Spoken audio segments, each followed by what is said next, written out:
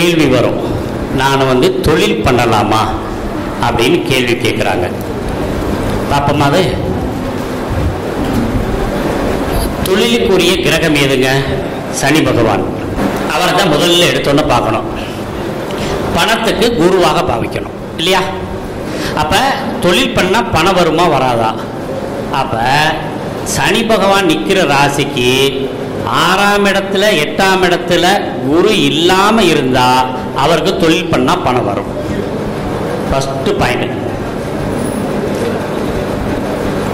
சனிக்கு 6லேயோ 8லேயோ குரு இருக்கக்கூடாது. 2வது பாயிண்ட், லக்னத்துக்கு 8ல் சந்திரன் இருக்கக்கூடாது. லக்னத்துக்கு 8ல் சந்திரன் இருக்கக்கூடாது, 6ல் சந்திரன் இருக்கக்கூடாது.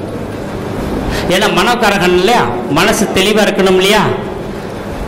அப்போ 6, 8ல் சந்திரன், லக்னத்துக்கு 6, 8ல் சந்திரன் இருக்கவங்களும் தொழில் பண்ண முடியாது. இந்த ரெண்டும் சேர்ந்து இருக்கவங்க தொழில் பண்ணி ஜெயிச்சதாக சரித்திரமே இருக்காது. 3வது பாயிண்ட், 10ஆம் இடத்த அதிபதி 6, 8, 12க்கு போகக்கூடாது. 10ஆம் இடத்த அதிபதி லக்னத்துக்கு 6ஆம் இடம், 8ஆம் இடம், 12ஆம் இடத்துல இருந்தால் அவங்களும் தொழில் பண்ணக்கூடாது. 3 விஷயச்சா? 4வது ஒரு விஷயம், 6ஆம் இடத்த அதிபதி 10ஆம் இடத்துல இருக்கக்கூடாது, 8ஆம் இடத்த அதிபதி 10ஆம் இடத்துல இருக்கக்கூடாது, 12ஆம் இடத்த அதிபதியும் 10ஆம் இடத்துல இருக்கக்கூடாது. இவ்வளோதான் சார் தொழிலுக்கு. இதை விட உங்களுக்கு எளிமையான விஷயம் வேண்டியதில்லை. நீங்கள் ட்ரை பண்ணி பார்த்தீங்கன்னா இதுக்குள்ள 90% பேருனுடைய தொழில் வாழ்க்கை தெரிந்து கொள்ளலாம். ரைட்டா? இப்போ யாராவது தொழில் பண்ணணும்னு ஆசைப்படுறீங்களா? யாருமே ஆசைப்படலையா?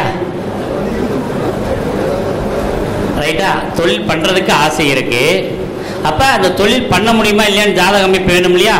இப்போ நான் சொன்ன விதிகளில் ஏதாவது உங்கள் லக்னத்துக்கு பிராரம் இருக்கா? ஜாதக பிராரம் இருக்குதா?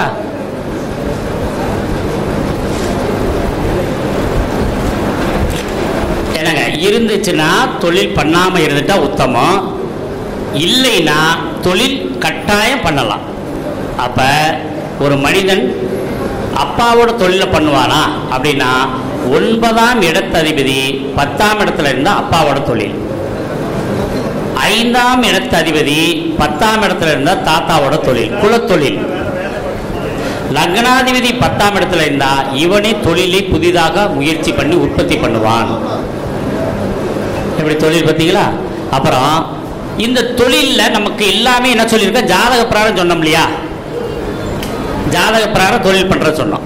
இப்போ என்னோட நண்பனோட சேர்ந்து தொழில் பண்ணலாமா, கூட்டாளி கூட சேர்ந்து தொழில் பண்ணலாமா, மனைவியோட சேர்ந்து தொழில் பண்ணலாமா நம்ம இருக்கு இல்லையா? அப்ப நண்பன்றதுக்கு இடம் 7ஆம் இடம் தான். தொழில் கூட்டு, தொழில் நண்பர்னு பேர்.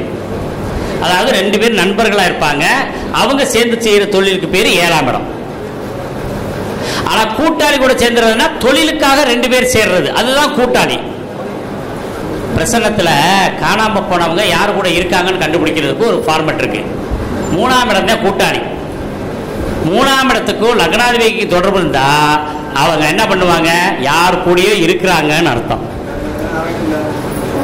அப்ப நம்ம 3ஆம் இடத்தை என்ன பண்ணும்? கூட்டாளியாக எடுக்கணும். 3ஆம் இடத்த அதிபதி பலம் பெற்றிருந்தா இத்தனை கிரகங்களும் கெட்டிருந்தாலும் அதே ஒரு கூட்டாளி, அதாவது தொழில் கூட்டாளியில சேர்ந்துக்கலாம். நண்பனோடு சேரணும்னா 7ஆம் இடத்த அதிபதி நல்லா இருந்தா போதும், அவன் நண்பனாக இருக்கிறவனோட தொழில் சேர்ந்து செய்யலாம். இப்ப இந்த 2 பேர்த்துல யார் பேரை முன்னிறுத்துறது அது வேணும் இல்லையா? சிந்தனை பண்ணி சொல்லி பாருங்க, சிந்தனை பண்ணுங்க. இப்ப இவன் ஜாதகம் இருக்கு, அவர் ஜாதகம் இருக்கு, இந்த 2 பேர் ஜாதகத்துல யாரோட பேரை முன்னிறுத்துறது, யாரோட பேரை பின்னிறுத்துறது அப்படின்னா என்ன செய்யணும்னா யாருக்கு லக்னம் வலுவாக இருக்கோ அவங்கள முன்னிறுத்தணும். ஐடியா புரிஞ்சிருச்சா? தொழில் விஷயத்துல ரொம்ப இலகுவா பார்க்க முடியும் இல்லையா? ரொம்ப எடுத்தோன்னு பார்க்குறது சந்திரன் 6, 8, 12 மறையுதா, சனியும் குருவும் 6, 8 இருக்கா, 10ஆம் இடத்த அதிபதி 8க்கு போகுதா, 8 கூட 10க்கு போயிருக்கா பார்த்துட்டீங்கன்னா போதும்.